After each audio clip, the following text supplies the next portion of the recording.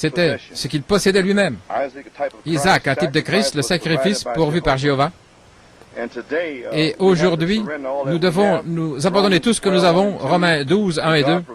Dieu pourvoit un sacrifice qui va être consumé à sa place. C'est la foi, la vertu, la connaissance, la tempérance, la patience, la piété, l'affection fraternelle, les 7 tonnerres, les 7 vertus. Dieu lui-même pourvoit à cela. Et nous mettons ça sur l'autel, et ça va consumer, et nous serons consumés par le feu. Et l'agneau, le sacrifice, a été pourvu par Jéhovah. L'agneau, la parole, Christ, pourvu à sa place. C'est pourquoi Dieu, parce que nous sommes élus avant la fondation du monde, et le sang a couvert nos péchés, et il n'y a pas d'incrédulité, il n'y a pas de péché. Et la seule chose que Dieu veut voir devant nous, c'est que nous sommes morts, nous sommes cachés, et alors nous laissons les 7 vertus brûler à notre place. Et Genèse 22, 13 et 14, nous verrons seulement Jéhovah Jireh, là, sur la montagne du Seigneur. Abraham a pris le bélier, il l'a offert comme offrande consumée à la place de lui-même, ce qui serait nous-mêmes. Ce voyage de la justice, c'est quelques notes ici, journellement. Jéhovah Jireh pourvoit à un bélier. La parole manifestée pour ce jour. Nous mourrons, nous prenons le bélier à notre place.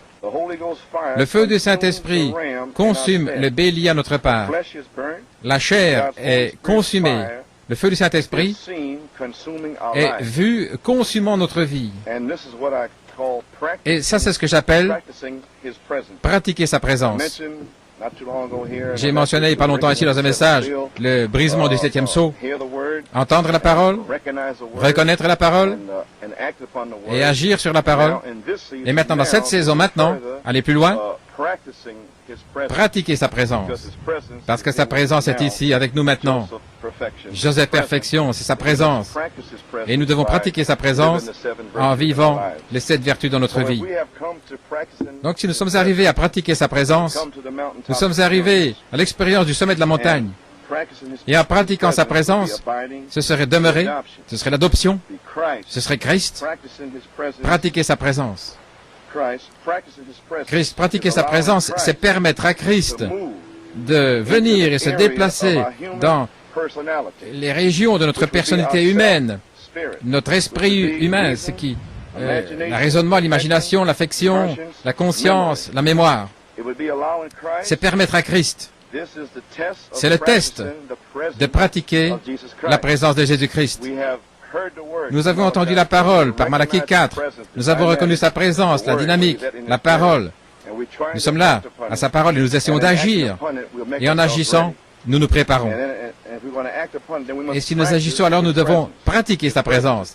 Sa présence, c'est Joseph Perfection. Et nous devons laisser cela vivre dans nos vies. Et beaucoup de chrétiens demeurent comme des bébés. Numéro 1. Ils ont la connaissance que leurs péchés sont pardonnés. Numéro 2. Ils ont une demeure dans le ciel et ils sont sauvés. Et beaucoup ne peuvent pas aller plus loin que ça. Et c'est la guerre qui se passe avec les gens. Le pasteur essaie de prêcher Joseph Perfection et les Éphésiens, et cependant, vous avez des petits bébés chrétiens. Tout ce qu'ils veulent, c'est la connaissance qu'ils sont sauvés, ils sont dans le message, et qu'ils ont une maison, une demeure dans le ciel. Mais c'est bien, jusqu'à ce temps maintenant. Mais ça ne suffira plus. Nous devons arriver à la perfection selon Éphésiens 4.13. Ainsi donc, ils ont une demeure dans le ciel, ils sont sauvés. Ces bébés. Ils choisissent de mener leur vie comme ils veulent. Le pasteur ne peut rien leur dire, personne ne peut rien leur dire, le diacre, personne ne peut rien leur dire. Ils ont leurs propres pensées, ils disent, eh bien j'ai les bancs, j'écoute les réunions, les brochures. Ils ne veulent personne, ils veulent mener leur vie comme ils veulent. Leurs émotions, leurs pensées, leurs volontés sont selon leurs propres dispositions. Ils ne veulent s'ouvrir à personne.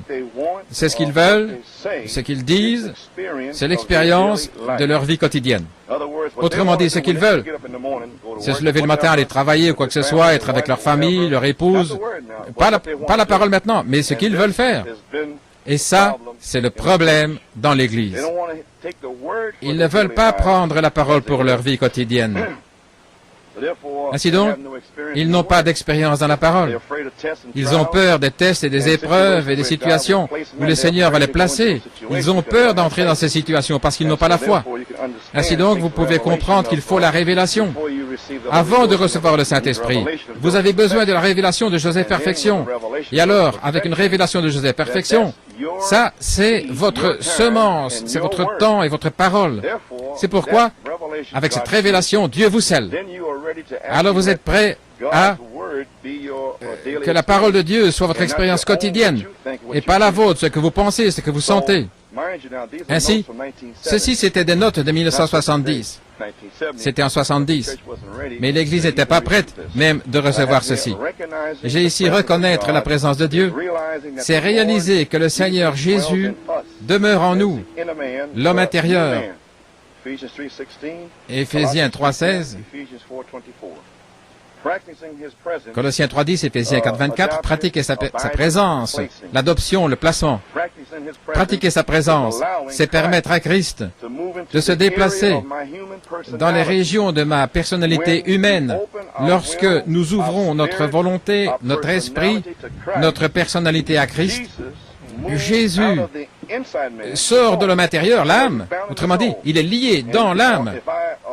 Et si par la puissance de raisonnement, l'imagination, nous le permettons d'agir, Christ va rester prisonnier. Il n'est pas libre d'entrer dans votre imagination, mémoire, affection, conscience, votre personnalité humaine.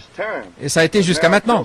Mais maintenant, Joseph Perfection, Christ, la semence pour cet âge, doit passer de l'âme jusque dans l'esprit, ce qui est votre personnalité humaine, ce qui affecte toute votre vie entière, votre être entier, votre tout en tout. Amen.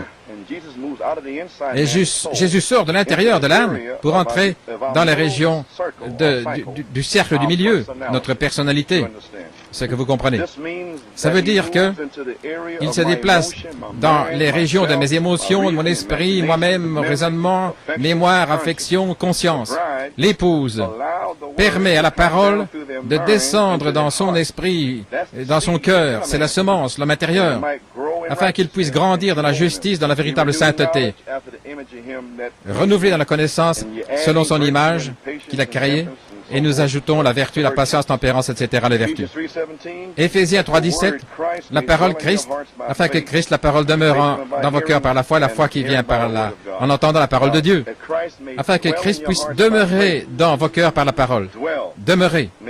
Que Christ, à travers votre foi, en réalité, puisse demeurer, s'établir, demeurer, avoir sa demeure permanente dans vos cœurs. C'est ça que ça veut dire, demeurer. Ce n'est pas une visite temporaire.